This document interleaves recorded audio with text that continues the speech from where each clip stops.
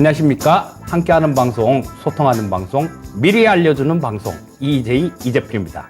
네, 안녕하세요. EJ의 이강무 전문가입니다. 이 하루 휴일 쉬고 오니까 분위기가 조금 좀 그래 이상해졌어요. 오늘 시장이 좀 못 가긴 했습니다.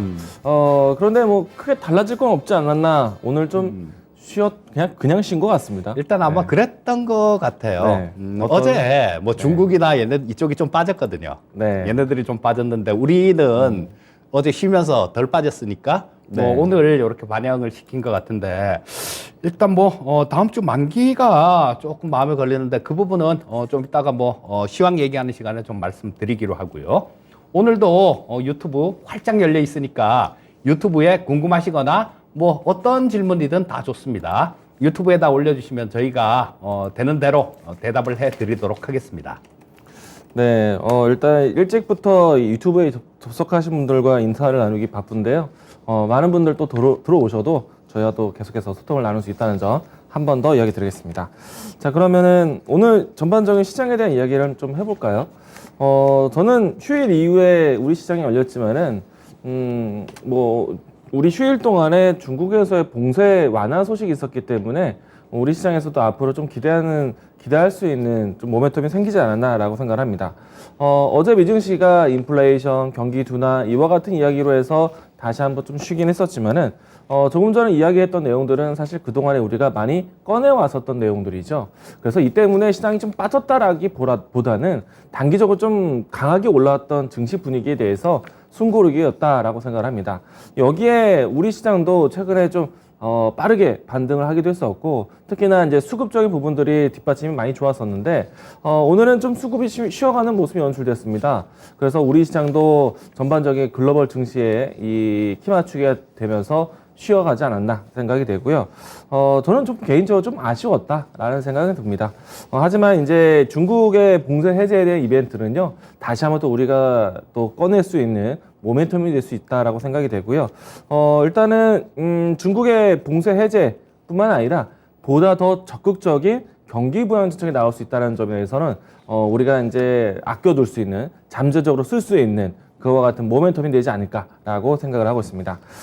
일단 뭐 중국 안에서 그동안에 이 셧다운에 대한 문제는 컸었지만, 그럼에도 불구하고 소비력은 계속해서 좀 갖추지 않았나라고 생각을 합니다. 그러면은 중국에서의 소비될 수 있는 중국 소비주들 움직임들 좀 미리 지켜보시면 어떨까라는 생각을 하고 있고요.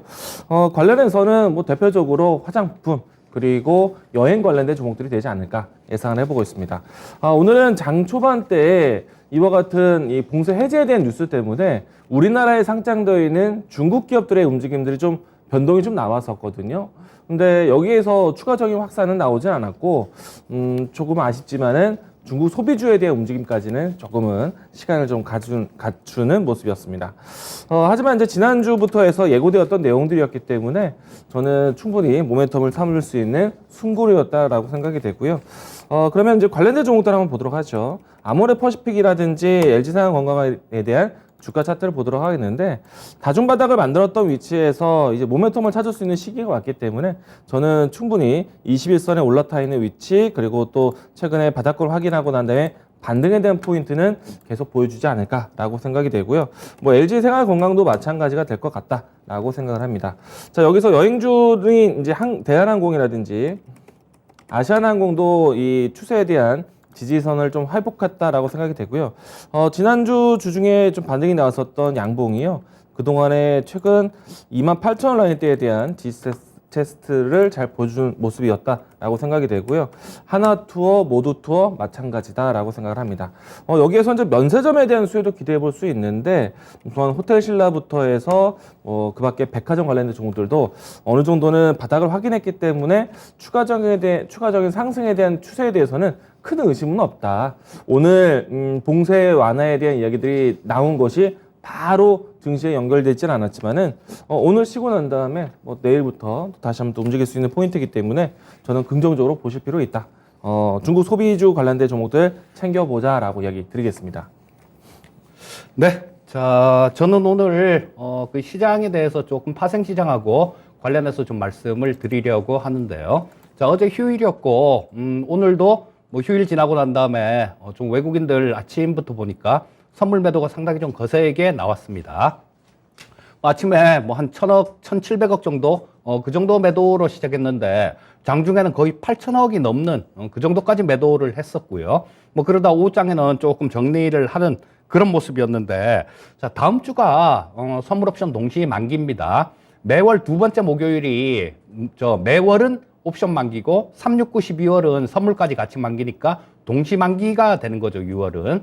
근데, 지금 현재 6월 동시만기를 앞두고 월요일도 휴장이잖아요. 우리가 6월 6일 헌충일이기 때문에 휴장입니다. 그렇다면 만기까지 이제 뭐 금요일 거래하면 화, 수, 목 이렇게 불과 며칠 안 남았습니다. 자, 근데 지금 이쪽에서 이번 만기에는 프로그램 매도가 조금 물량 부담이 조금 생길 수 있겠다라는 그런 걱정이 조금 듭니다. 화면에 보시는 게 제가 3월 만기기 지나고 난 다음에, 그러니까 3월 달이, 3월, 그러니까 두 번째 금요일부터 시작해서, 오늘까지 외국인들 수급을 캡처를 해 놓은 건데요. 자, 지금 뭐 한 2조 9천억 이상 선물 시장에서 순 매도가 나오고 있죠. 근데 이 기간 동안 그 미결제 확정 부분들이 상당히 좀 많이 늘었습니다. 자, 그래서 이게 만기 전에 어떻게든 좀 소화가 돼 줬으면 좋겠는데요. 아니면 롤오버라는 거는 6월물을 9월물로 옮기는 걸 얘기하는 거죠. 롤오버가 좀 활발히 되든가 그런 부분들이 나와줬으면 좋겠는데, 지금 시장 베이시스, 그러니까 말이 조금, 용어가 조금 어려운데요. 그렇게 어렵게 생각하실 필요는 없습니다. 현물하고 선물의 가격 차이를 베이시스라고 얘기를 해요. 근데 이 베이시스가 지금 현재 마이너스 0.51포인트 정도가 나오고 있는데요. 이 정도 되면 이거 정리도 안 되고, 롤오버도 상당히 좀 힘든 상태입니다. 그래서 이게 베이시스가 어떻게 좀 좁혀지느냐, 그게 관건이 될 것 같은데, 지금 뭐 목요일까지 이게 좀 좁혀지는 모습이 나오고 롤오버가 좀 이렇게 활발하게 되면 모르겠지만, 그렇지 않고 지금 뭐 현재 상태 뭐 그대로 좀 이렇게 간다라면 만기 때 충격이 조금 있을 것 같아요. 그러니까 저 부분은 뭐 그걸 보시면 될 것 같아요. 외국인들이 선물 시장에서 매수를 하느냐, 아니면 오늘처럼 계속 저렇게 매도를 하느냐, 그 부분 보시면 될 거고요. 이 미결제 확정이라는 거, 이 부분도 좀 챙기면 좋은데 그거까지 챙기기는 다 좀 어려우실 거예요. 그래서 이 선물이나 옵션 쪽 같은 경우는 보면 점쟁이들이 되게 많아요. 근데 저도 옛날에 뭐 한 2, 3년 전에 그 정도 때까지는 점쟁이였었죠. 그때도 뭐 선물 파생 한 10년 정도 했다라고, 그래도 나 좀 했어 이렇게 생각하던 때였는데, 그때 증권회사 다닐 때 여기저기서 만기만 되면 전화가 오고 그랬습니다. 야, 만기 지수 어떻게 될 것 같아, 그렇게. 근데 그거를 확신이 갈 때도 있고요. 뭐 그냥 이번 만기는 별 볼 일이 없을 것 같은데 이럴 때도 있는데, 그렇게 물어보면 또 점쟁이처럼 얘기를 해주죠. 근데 어쩌다가 맞으면 그걸 운인데 실력인지 알아요. 자, 근데 지금 이런 부분들은 면밀한 관찰이 좀 필요합니다. 그리고 지금 현재 상태 같은 경우는 아까 말씀드렸듯이 이 좀 베이시스가 약간 걱정이 되는 그런 부분들이 있으니까 우리 시청자님들도 이런 거는 꼭 한번 챙겨서 좀 이렇게 면밀하게 관찰해 보십사 하고 말씀드리고 싶고요. 자, 또 하나 오늘 또 목표가를 달성한 종목이 하나가 있습니다. 자, 목표가 달성 꽤 자주 하죠. 자, 한국항공우주, 요거, 기업 내용에 대해서는 시청자님들 궁금하시면요. 제가 25일이죠. 지난주 수요일 날 기업 설명회를 갔다 와서 이 포커스 EJ 시간에 한 15분간을 쫙 이렇게 15분 이상을 말씀드린 게 있으니까요. 그 부분을 한번 보시면 뭐 기업이 어떤 비전이 있고 이런 부분들은 상세하게 좀 아실 수 있을 것 같고요. 자, 이 한국항공우주 같은 경우는 뭐 결론만 얘기하면 지금 목표가 달성했다고 그냥 뭐 여기서 스톱, 이거는 아니다라고 봅니다. 뭐 언제든지 지금 뭐 이격도가 떨어진 게 있으니까 조정은 나올 수 있겠죠. 하지만 뭐 보유하고 계신 분들이라면 쭉 좀 들고 가시면 좋을 것 같고요. 또 지금 며칠 전에 나온 뉴스들이 요즘 이 한국항공우주에 대해서 굉장히 좋은 뉴스들이 많이 나옵니다. 물론 뭐 한국항공우주가 이거다라고 그런 뉴스는 아니지만요. 며칠 전에 제가 뉴스들 이렇게 이것저것 막 뒤져보다 보니까 우리나라가 스텔스 도료를 개발을 했다 그래요. 자, 이 스텔스기 같은 경우는 미국의 F-35 정도 아주 최신 전투기요. 그런 게 스텔스 전투기인데 어쩌면 이 KF-21, 우리나라 KF-21 보라매죠. 우리나라에서 이 한국항공우주에서 만드는 국산 차세대 전투기인데요. 자, 도료가 개발이 됐다라면 F-35만큼은 아니더라도 어느 정도의 스텔스 기능은 갖출 수 있지 않을까 싶은 생각도 들고요. 또 어떤 뉴스에 보게 되면 이 공대 함미사일, 그러니까 뭐 항공모함 같은 것들, 이런 것들을 부실 수 있는 그런 미사일을 우리나라가 개발을 완료했다라고 얘기를 합니다. 자, 그거는 저 한국항공우주 같은데 이런데 KF-21 보람에 이런데 장착이 되게 될 겁니다. 그렇게 되면 굉장히 탐내는 기업들이 많을 거고요. 마지막으로 이 매출 부분들 추정치들 간략하게 좀 말씀을 드리면요. 2025년도에는 아마 5조 정도는 될 것 같습니다. 그리고 2030년 같은 경우는 10조까지도 내다보고 있어요. 또 하나 굉장히 중요한 포인트는 뭐냐면 지난번에도 잠깐 말씀을 드렸는데 제가 되게 너무 중요하기 때문에 한 번 더 말씀을 드리는데요. 내년에 미국의 해군에서 사용하는 그 훈련기 기종 선정이 있습니다. 예전에는 2017년도에는 공군에서 하던 거였죠. 공군에서 하던 거였는데 그거는 보잉 쪽에 뺏겼는데요. 이번에는 그 로키드 마틴하고 한국항공우주하고 같이 컨소시엄으로 들어가는데 전에도 그랬지만요. 자, 이번에는 아마 어느 정도 가능성이 있지 않을까 싶은 생각도 드니까 그거는 내년입니다. 자, 그래서 모멘텀들이 쭉 이렇게 이어지는 그런 모습을 하고 있으니까 뭐 보유하고 계신 분들은 그냥 보유를 하시면 될 것 같고요. 보유하지 않으신 분들 같은 경우도 눌림목 국면을 이용해서 뭐 편입을 해 두시고 좀 들고 가신다라면 분명히 좋은 결과가 나올 수 있겠다. 뭐 이렇게 말씀드리겠습니다. 네, 다음은 포커스 EJ 준비해 보도록 하겠습니다.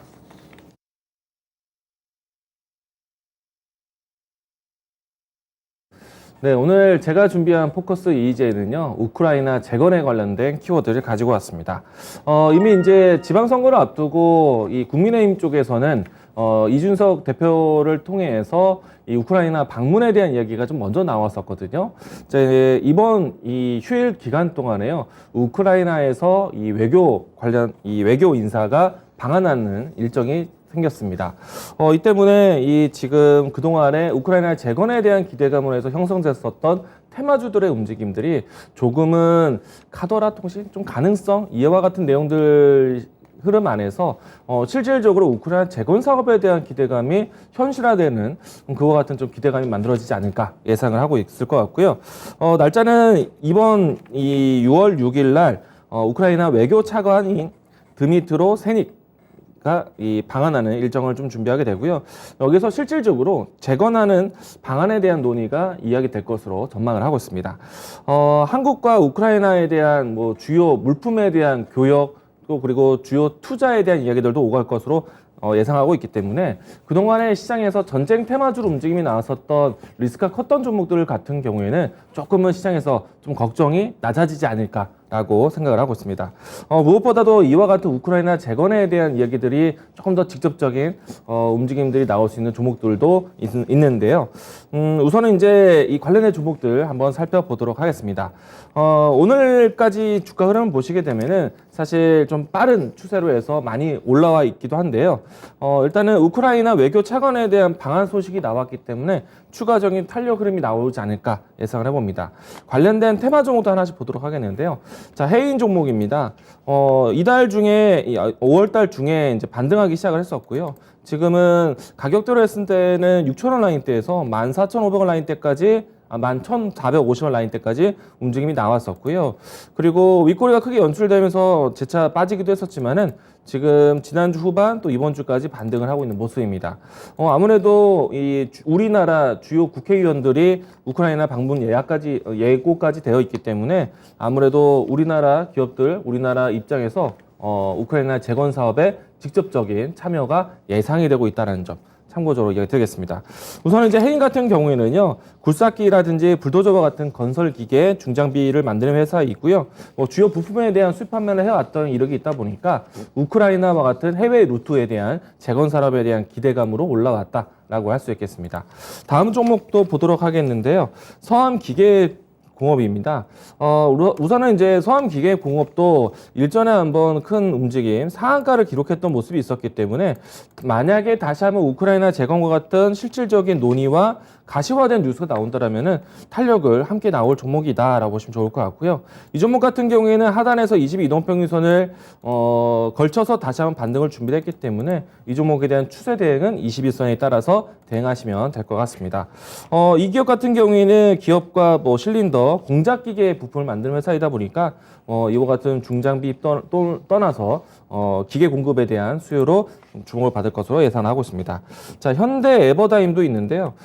이 종목도 마찬가지로 일전에 우크라이나 관련된 이슈가 나왔을 때 초창기 때부터 강했던 종목 중에 하나입니다. 지금은 조금 전에 이야기 들었던 해인이라든지 서암기계공업보다는 탄력이 조금은 제한적이긴 한데요.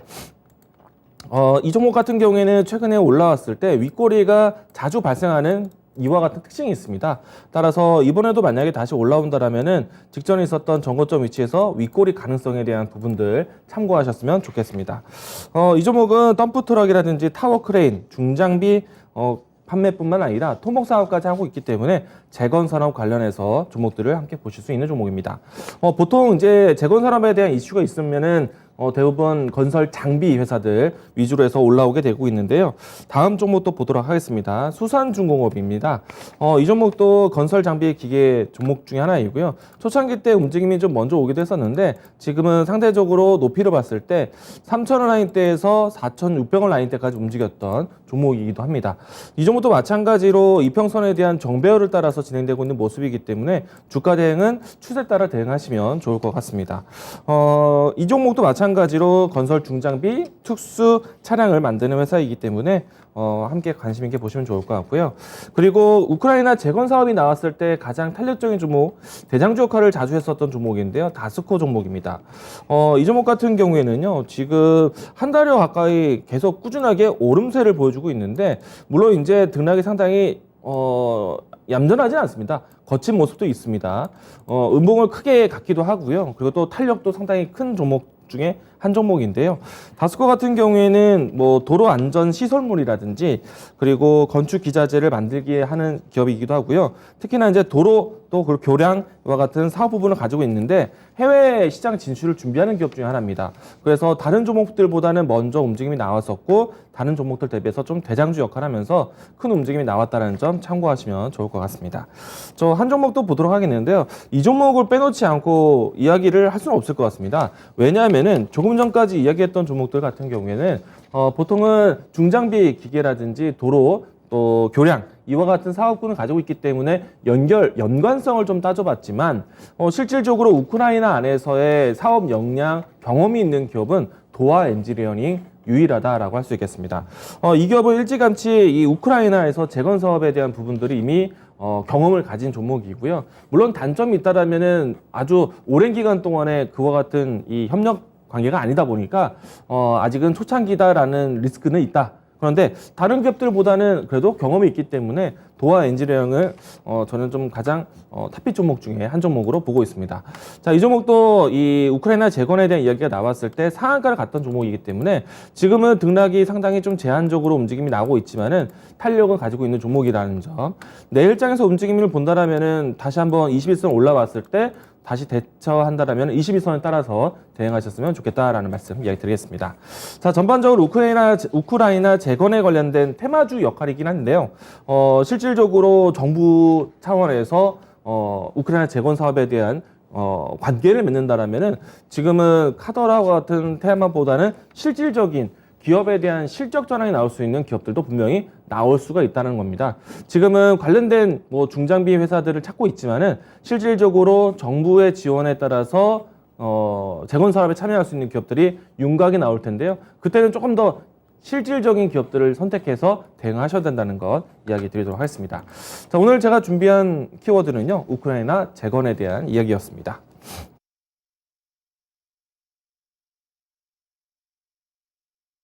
네, 제가 오늘 드릴 얘기는 로봇 관련되는 얘기를 또 한번 말씀드리고 싶습니다. 자, 오늘 로봇 관련주들 뭐 굉장히 좀 활발한 움직임을 보이는 종목들이 꽤 많이 나왔었죠. 그리고 이것도 뒷북이 아닙니다. 저 월요일 날 제가 이 로봇 산업 쪽 이런 쪽을 또 이 포커스 EJ에서 또 다뤄 드렸습니다.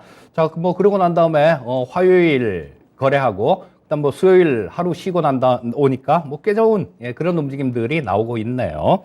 자, 이유는 뭐 오늘 삼성 쪽에서도 또 그런 얘기가 나왔죠. 뭐 M&A 관련되는 그런 얘기가 나오니까 뭐 반도체냐, 뭐 뭐냐, 로봇이냐, 뭐 이런 얘기들 막 이렇게 좀 떠돌아다니면서 좀 그런 움직임이 나왔는데요. 자, 지금 그림에 보시게 되면 이 삼성전자가 로봇 산업들 뭐 이런 것들을 지금 뭐 상당히 좀 열심히 이렇게 하고 있는데요. 그 정도까지는 말씀을 드렸었죠.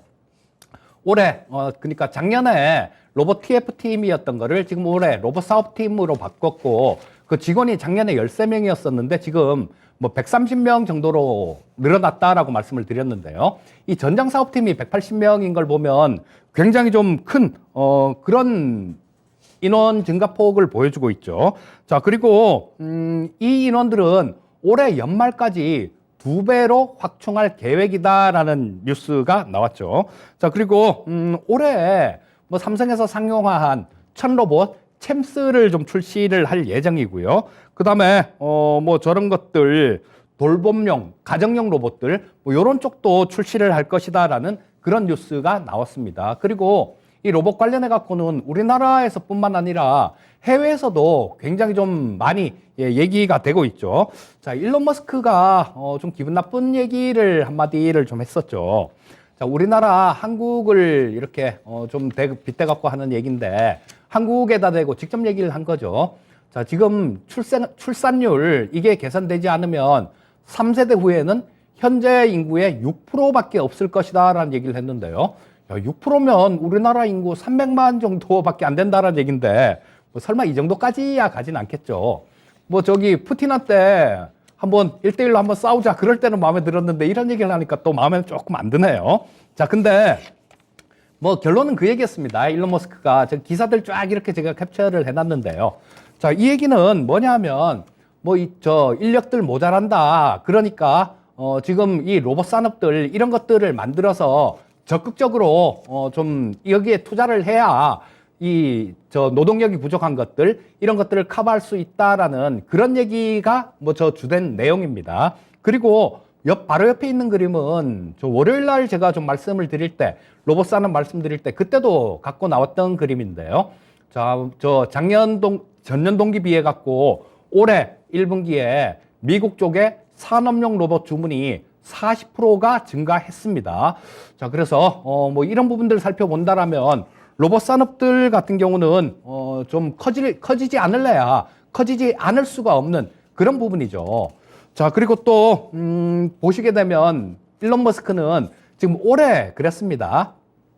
올해는 전기차 신경 좀 덜 쓰고 로봇을 많이 신경 쓸래요 이런 얘기를 했었어요, 연초에. 자, 근데 내년에는 이 테슬라 보트를 출시를 한다 그럽니다. 근데 뭐 저 화면에 있는 저 로봇인데 진짜 저렇게 만들겠다라는 얘기인지 모르겠는데요. 뭐 저 기사에는 뭐 이런 식으로 이렇게 나와 있습니다. 자, 그래서 뭐 우리나라뿐만 아니라 저쪽 미국 쪽 이런 쪽도 마찬가지로 로봇 산업이 굉장히 많이 커져 갈 거고요. 마지막으로 이 로봇 시장의 마지막은 아니죠. 로봇 시장의 규모를 한번 살펴보도록 하겠습니다.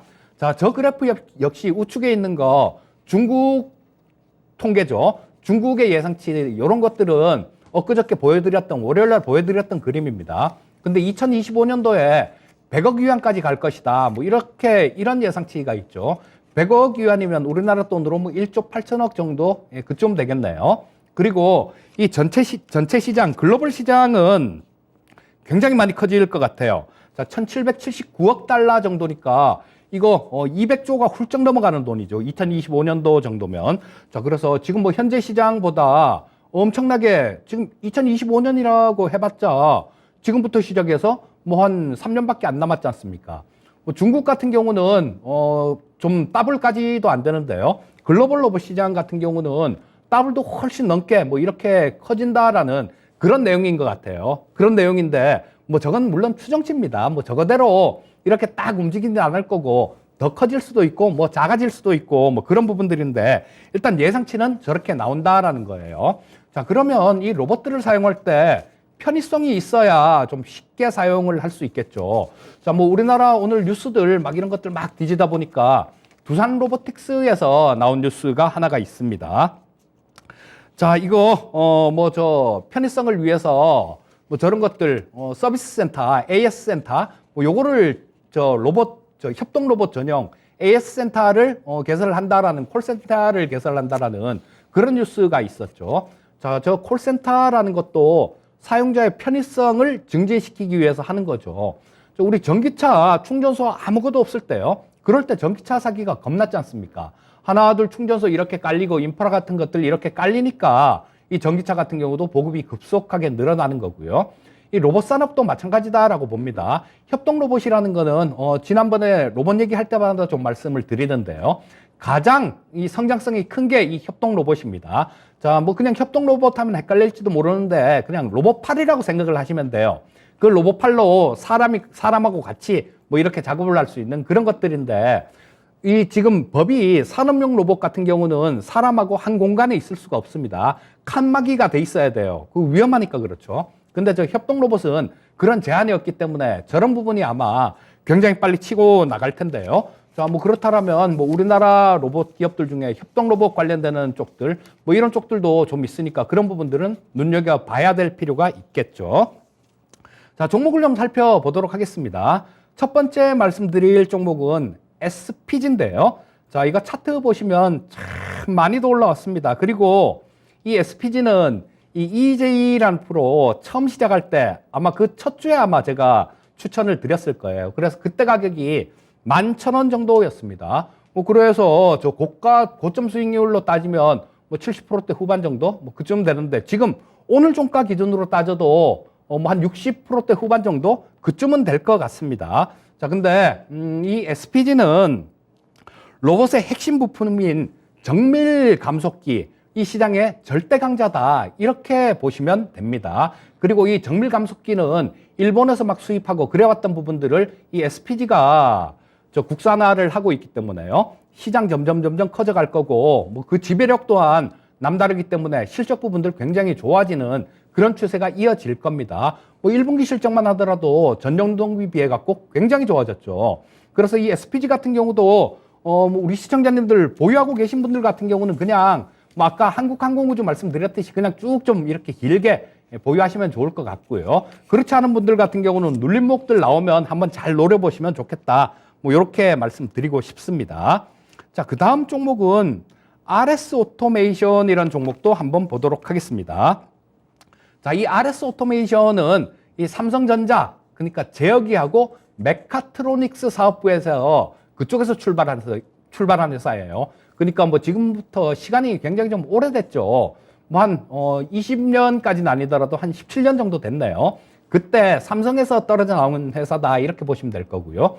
그렇기 때문에 아직까지도 뭐 삼성과의 관계가 상당히 좀 돈독한 그런 관계를 유지하고 있습니다. 자, 이 RS 오토메이션 같은 경우는 이 협동 로봇의 핵심 부품이요. 아까 말씀드렸었죠. 핵심 로봇의 핵심 부품인 스마트 액추에이터를 국산화를 진행하고 있습니다. 이것도 마찬가지로 전부 다 수입을 해오던 그런 부품들이에요. 자, 그런데 이쪽에서 저런 거를 국산화를 한다라면 삼성 쪽 같은 경우는 국산화했으면 안 쓸 이유가 없겠죠. 가격만 맞는다라면요. 근데 뭐 가격이야 업체에서 뭐 그런 것들을 맞출 수 있을 겁니다. 자, 그래서 이 RS 오토메이션 같은 경우도 로봇 부품 쪽으로 해서 관심 있게 보시면 좋을 종목이다. 뭐 이렇게 말씀드릴 수 있겠고요. 자, 종목들 또 하나를 더 보게 되면 아지넥스텍이라는 종목도 있습니다. 자, 이 아지넥스텍은 모션 제어 칩을 만드는 회사예요. 자, 요거를 제가 2017년도였던가 그때 독종이라는 프로가 있었습니다. 그때 금요일 날 10시부터 하던 거였나? 뭐 하여튼 그런데 거기서 좀 이렇게 말씀을 드리고 난 다음에 상당히 수익이 그때도 많이 좀 나왔던 그런 기억이 있는데요. 자, 요 모션 제어 칩을 만드는 회사인데 요거는 뭐냐면 어떤 로봇들 모션 같은 것들 이런 것들을 제어하는 거 하나하나 따로 기기가 막 이렇게 있었는데 따로 소프트웨어를 입히고 그랬었는데 그거를 이 RS 오토메이션에서 칩으로 만든 거예요. 그러니까 모션을 제어할 수 있는 그런 칩을 만든 겁니다. 자, 그래서 이런 부분들도 상당히 성장성이 큰 부분들이 있으니까요. 뭐 눈여겨보시면 좋겠고, 또 하나 이 올해 1월 달에 굉장히 좀 크게 움직였던 적이 있었죠. 뭐 10,000원에서 17,000원대까지 그냥 쉬지도 않고 올라갔나요? 뭐 거의 뭐 이틀 연상한가? 뭐 간 그런 모습이 나왔었는데, 요거는 로봇 때문에 나온 건 아니고요. 저기 밑에 자막에 나오는 그런 거죠. 스마트 팩토리용 XR 글라스를 국산화를 진행 중이다라는 거. 지금 국책과제를 수행 중입니다. 그러니까 뭐 그 부분에 대해서 성공을 한다라면 XR 글라스 저런 부분들도 메타버스 관련해 갖고 상당히 성장성이 있는 그런 부분들이죠. 자, 그렇기 때문에 뭐 커나갈 수 있는 그런 움직임들, 뭐 그런 여건들이 상당히 좀 되는 그런 기업이다라고 보시면 될 거고요. 자, 지금 뭐 차트를 보시게 되면 지금 21평선은 조금 아래에 있는데요. 60선하고 120선하고 5일선하고 주가가 이렇게 모였네요. 자, 주가가 이렇게 3선하고 주가가 모였다라는 거, 이런 부분들은 크게 멀지 않은 시간 내에 어디론가 움직일 가능성이 많다라는 걸 내포합니다. 자, 뭐 이런저런 재료들, 뭐 이런 것들을 고려해 본다라면 아래쪽보다는 위쪽일 가능성이 많다라는 생각이고요. 그래서 이 아지넥스텍도 한번 잘 노려보시기 바라겠습니다. 자, 마지막으로 타픽을 좀 말씀드리면요. 제가 월요일 날 로봇 관련주를 말씀드리면서 추천주로 레인보우 로보틱스를 말씀드렸었죠. 이 레인보우 로보틱스는 마찬가지로 제가 2월 달 정도에 EJ 처음 시작할 때 그 무렵에 또 추천을 드렸던 종목이에요. 그때 추천을 드려갖고 뭐 한 요거도 10% 후반 정도 그 정도 수익이 나왔는데, 지금 뭐 석 달이 지나서 엊그저께 다시 추천을 드렸고요. 오늘 또 로봇 얘기를 하게 돼서 다시 한번 말씀을 드립니다. 이 레인보우 로보틱스는 우리나라 국내 최상위의 로봇 기술을 갖고 있는 기업이다. 이렇게 보시면 됩니다. 그리고 이 레인보우 로보틱스 같은 경우는 좋은 게 뭐냐면요.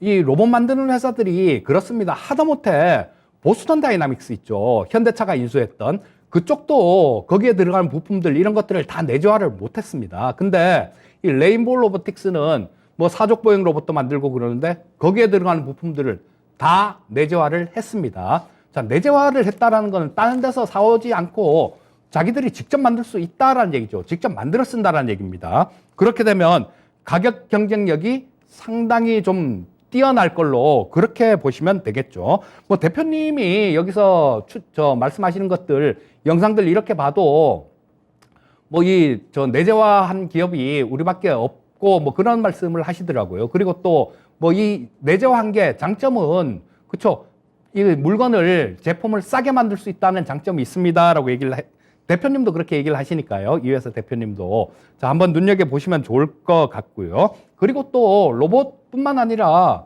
이 로봇 기술로 응용할 수 있는 부분들이 굉장히 많습니다. 어떤 게 있냐 하면요.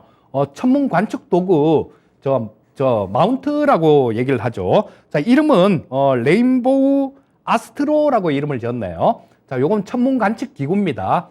요런 거를 지금 일본하고 이탈리아에 수출을 했습니다. 자, 일본하고 이탈리아에 이걸 수출을 했고, 그 다음에 전에는 휴버라는 로봇, 이런 거를 미국 MIT 공대에도 수출을 했었고, 구글에도 수출을 했었고요. 하다못해 미국 국방부에도 수출을 했었습니다. 자, 그렇다면 이 정도 기술력이면 전 세계가 인정하는 기술력이다. 이렇게 보시면 되지 않겠습니까? 또 지금 뭐 현재 1분기 실적은 6억 정도 흑자 전환을 했어요. 자, 근데 지금 이 부품들하고 로봇 이런 것, 올해 협동 로봇을 본격적으로 이렇게 생산에 들어갈 예정인데요. 자, 거기에 투자되는 자금들, 이런 것들은 작년에 삼자 배정 유상증자를 하고요. 그리고 또 전환사채를 발행을 하면서 자금 문제는 다 해결이 됐고요. 전환사채를 발행할 때 제가 그걸 보고 야, 이거 이상은 안 빠지겠다라고 봤는데 그 전환사채 전환가액이 19,000 얼마 정도였습니다. 근데 이게 그 리픽싱 조항이라는 게 있죠. 전환사채를 발행을 하면, 자, 주가가 빠지면 이 전환 가격도 덩달아서 이렇게 빼는 그런 계약을 대부분이 그렇게 합니다. 근데 전환사채 발행할 때 우리 주가 빠져도 뭐 전환가액 안 낮춰줘요라고 리픽싱 조항을 아예 없었어요. 자, 그렇다면 주가가 그 밑으로는 쉽게 안 빠질 걸로 그렇게 생각을 해도 되겠죠. 자, 이런 부분들 있으니까 뭐 역시 이 레인보우 로보틱스 마찬가지로 좀 길게 중장기적으로 이렇게 보신다라면 좋은 결과가 있을 거다. 뭐 이렇게 말씀드리고 싶습니다.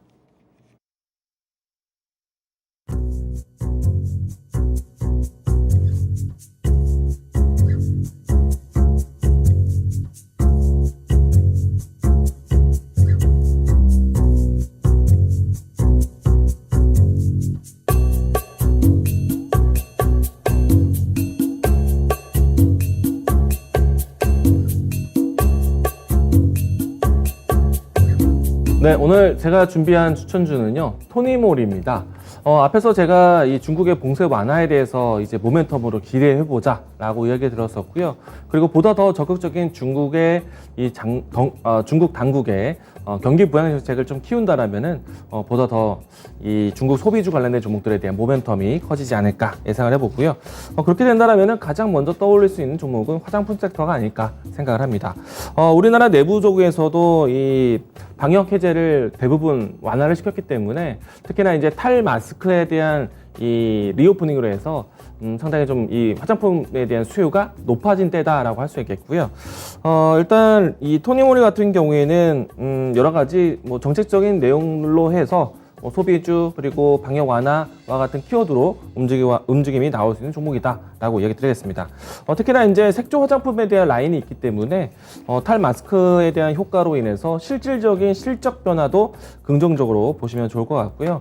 특히나 이제 중국 소비주에 대한 연결고리로 봤을 때 중국 시장 진출에 대한 온라인 마켓에 대한 이 시장 점유율도 상당히 좀 회복이 좋기 때문에 토니모리 긍정적으로 보셔도 좋을 것 같습니다. 자, 그러면 이 종목에 대한 주가 흐름 보면서 가격적인 전략 보도록 하겠는데요. 이 종목 같은 경우에는 지금 방역 완화가 올해 초반 때부터 해서 이야기가 좀 되어 왔었고요. 실질적으로 점진적으로 이 방역 완화가 진행되는 과정에서 꾸준하게 거래량 유입과 함께 상승세를 보였던 종목이기도 합니다. 다시 한번 중국에 대한 이 경기 부양 정책이 나온다라면은 또 다시 한번 대량의 거래량들이 유입되지 않을까. 그러면 앞에서 이야기 드렸던 것처럼 대량의 거래량과 함께 움직임이 나왔던 추세를 만들어낼 수 있을 좀 기대감을 가져보자라고 이야기 드리겠고요. 자, 이 종목 같은 경우 현재 이 중기, 장기 이평선들에 대한 수렴이 진행되고 있는 과정인데요. 충분히 주가에 대한 방향성을 결정할 변곡점에 와 있다. 라고 이야기 드리겠습니다. 자, 이 종목 같은 경우에는요, 내일 시초가 이야기 드리도록 하겠고요. 1차적인 목표가는 이 종목이 상승 추세가 나왔을 때 전 고점에 매물대를 들어갈 수 있는 6,800원 라인대 이야기 드리도록 하겠고요. 손절 라인대는 4,900원 제시하도록 하겠습니다.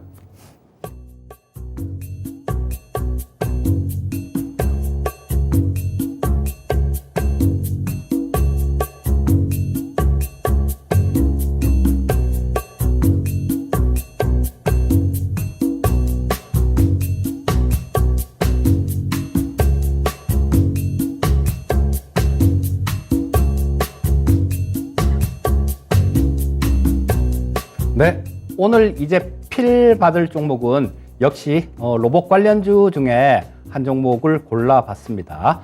자, 오늘 말씀드릴 종목은 큐렉소라는 종목인데요.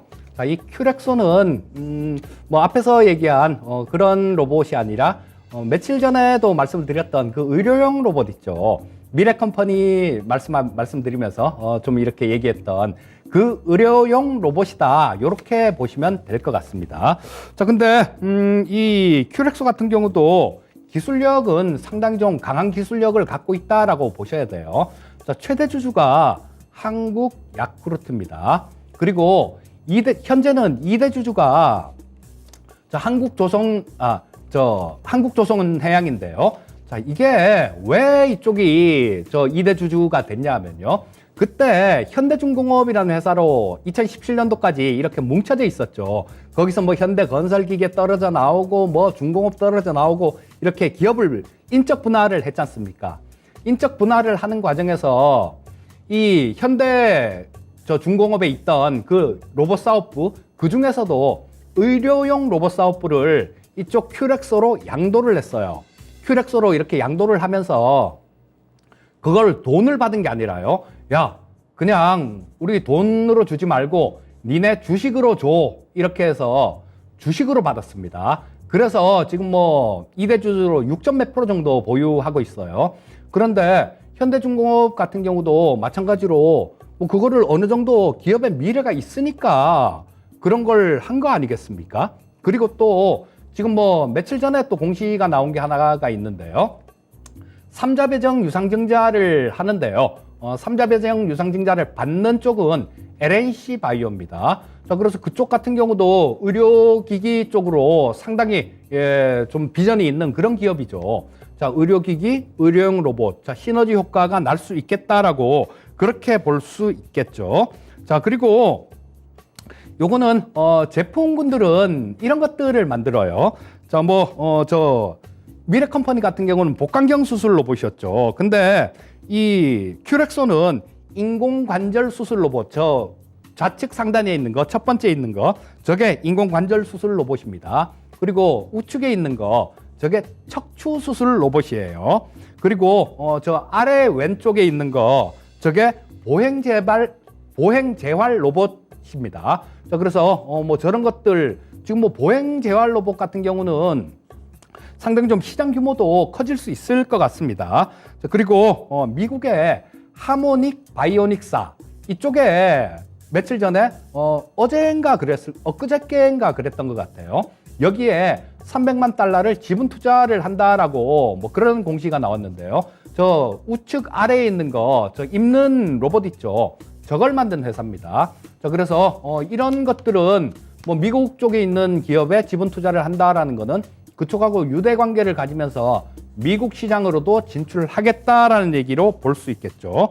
자, 그리고 지금 아까 말씀드렸던 그 보행 재활 로봇 같은 경우는 굉장히 좀 커질 수도 있을 것 같습니다. 이게 건강보험이 적용이 안 됐었어요. 그런데 이게 건강보험 급여에 지금 포함이 되게 됐습니다. 그래서 작년에 저 재활 로봇을 작년에 3대 팔았습니다. 1년 동안 3대 팔았는데 올해 1분기에만 3대를 팔았어요. 그리고 올해 같은 경우는 뭐 한 16대 정도 그 정도를 팔 수 있겠다라는 뭐 그런 예상치들이 나오고 있습니다. 자, 그리고 이거를 좀 실적 부분들도 따져보지 않으면 안 되겠죠. 자, 실적 부분을 보시게 되면 뭐 그렇게 크게 좋은 건 없습니다. 매출액 뭐 300억, 2019년도에 344억, 20년도에 393억, 21년도에 428억, 매출액은 조금씩 이렇게 증가가 됐는데 영업이익은 적자 났다, 흑자 났다, 적자 났다 그랬는데요. 자, 1분기에는 좀 의미가 있는 그런 숫자가 찍혀 나온 거 아닌가 싶은 생각이 들어요. 자, 올해 1분기에 매출이 147억 정도가 나왔습니다. 작년 1분기에는 60억 정도밖에 안 나왔어요. 자, 그러면 뭐 이것도 역시 마찬가지 매출액이 전년 동기보다 한 2배 이상 이렇게 늘었다라는 얘기죠. 그리고 뭐 영업이익 같은 경우도 작지만 1억 정도 흑자 전환한 부분들이 있으니까 뭐 실적에 대해서는 그렇게 크게 걱정할 필요는 없을 것 같은 생각이 들고요. 자, 차트 보면서 좀 설명드리고 가격 전략을 말씀드리겠습니다. 자, 이것도 마찬가지로 지금 보시게 되면 자, 여기 그냥 딱 모이고 있는 그런 모습이죠. 자, 지금 현재 120 이평선 같은 경우는 아래에서 위로 이렇게 가장 아래에 있죠. 이렇게 올라오고 있습니다. 그 다음에 22평선도 마찬가지 좀 우상향하고 있는 모습이고요. 62평선도 마찬가지 우상향하고 있는 모습입니다.